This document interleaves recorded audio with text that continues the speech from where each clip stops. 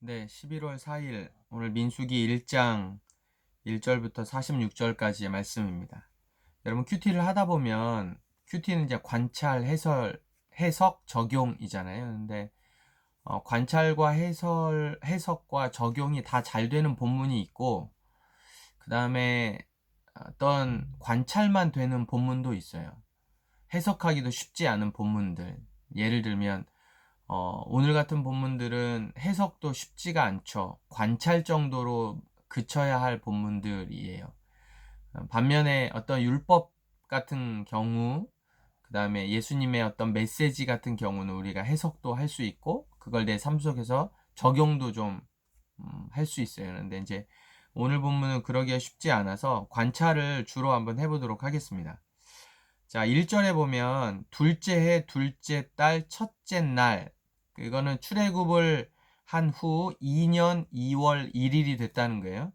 여러분, 민수기는 이 시간적으로 이 부분이 원래는 1장 1절이니까 앞부분이어야겠지만 사실은 시간적으로 보면 민수기 7장이 더 앞부분이고 그 다음에 민수기 9장이 그 다음 앞부분이고 요렇게 그 다음에 이제 민수기 1장으로 들어오는 이 연도, 횟수, 이게 이제 날짜가 나와 있는 부분들을 참고를 잘 해서 보실 필요가 있습니다.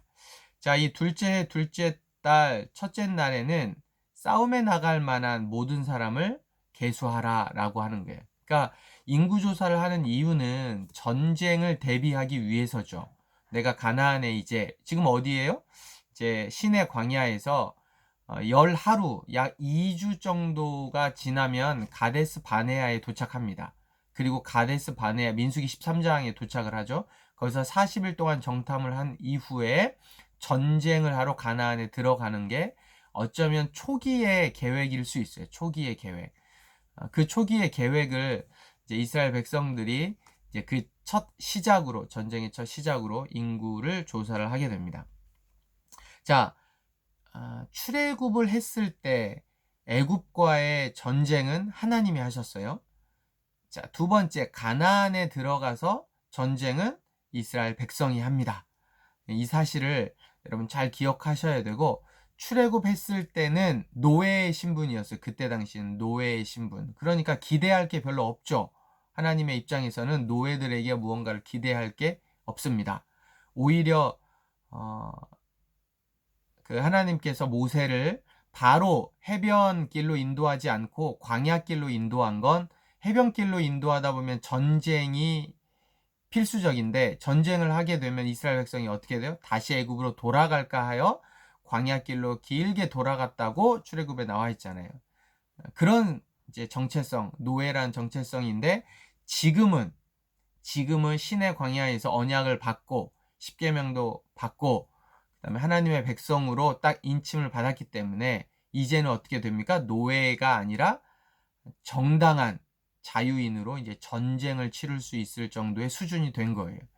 그래서 출애굽할 때는 노예였지만 가나안에 들어갈 때는 군대로 정체성의 변화를 우리가 잘 기억을 좀 하셔야 됩니다.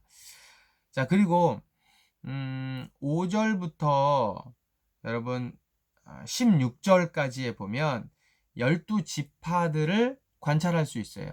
그런데 이 12명의 야곱의 아들들이잖아요. 야곱의 아들 12명 중에 레위는 빠집니다. 레위는 인구조사에서 빠져요. 그리고 누가 들어가냐면 요셉의 아들들인 에브라임과 므낫세가 들어갑니다. 그러니까 야곱의 아들로 이스라엘의 12아들에는 레위가 들어가죠. 자, 순서를 한번 얘기를 해볼까요? 르우벤, 시므온, 레위, 유다, 단, 납달리, 갓, 아셀, 이사갈, 스불론, 요셉, 베냐민. 이게 이제 12아들이에요. 그런데 지파로 따지면 12지파로 따지면 레위 지파가 빠져요. 그리고 요셉 중에 에브라임과 므낫세가 들어갑니다. 그렇게 해서 12지파가 되는 거예요. 그러니까 이제 인구조사를 했던 12지파에는 레위가 빠지고 요셉이 아들 둘로 이제 에브라임과 므낫세가 들어가서 12지파가 되는데 여러분 이 순서 아까 제가 얘기를 해드렸잖아요. 이 순서에 의하면 약간의 좀 이건 팁이기도 하고 민수기를 기록했던 모세가 의도적으로 순서를 이제 바꿨는데 원래는 태어난 아들들의 순서는 그렇지만 방금 제가 얘기한 순서지만 인구조사를 할 때 이 순서는 라헬의 아들들부터 먼저 기록을 하고 레아의 아들들부터 기록을 하고 그 다음에 라헬의 아들을 기록하고 그 다음에 레아와 라헬의 몸종에서 난 아들을 뒤에다가 배치를 했어요. 자, 그러니까 순서대로 보면 르후벤, 시므온, 레위는 빠졌으니까 유다까지 그리고 이사갈, 스불론이 레아의 아들들이에요. 그러니까 원래 이사갈, 스불론은 단, 납달리, 갓, 아셀 뒤에 태어나거든요. 원래 순서대로는. 근데 레아의 아들들을 한 번에 묶었어요. 르우벤, 시므온, 유다, 그 다음에 이사갈, 스불론. 이게 이제 레아의 첫 번째 야곱의 첫 번째 아내잖아요. 레아의 아들들을 묶고 그 다음에 두 번째 야곱의 아내가 라헬인데 요셉과 베냐민 두 사람이거든요. 그래서 순서를 요셉과 베냐민을 앞쪽으로 원래는 11번째, 12번째 아들인데 앞쪽으로 옮겼어요.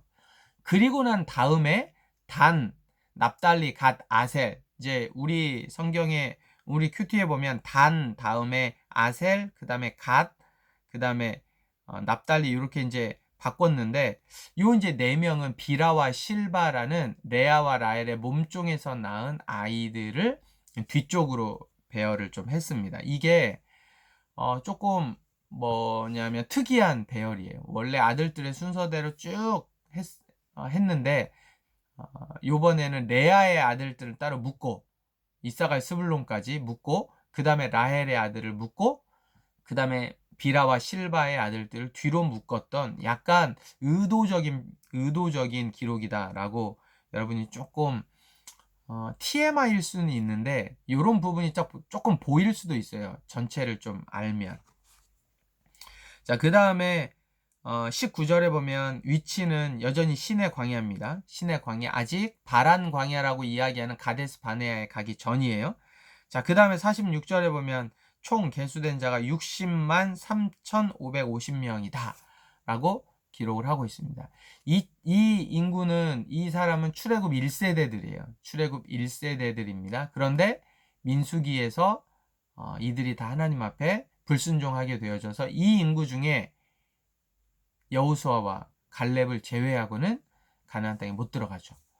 자, 오늘은 각자 관찰하고 그 다음에 각자 또 해석하고 또 적용점을 찾아가시되 해석과 적용점을 찾아가기는 쉽지 않은 본문이다. 그런데 쉽지 않은 본문은 본문대로 그냥 넘어가는 거예요. 그래서 제가 생각하는 큐티의 가장 중요한 건 관찰입니다. 관찰. 너무 적용점을 찾으려고 하지 마시고 저는 특별히 없었는데 여러분이 찾을 수 있으면 또 나름 찾아보시면 좋겠습니다. 자, 오늘 하루도 우리에게 주어진 하루를 최선으로 잘 살아갑시다. 함께 갑시다.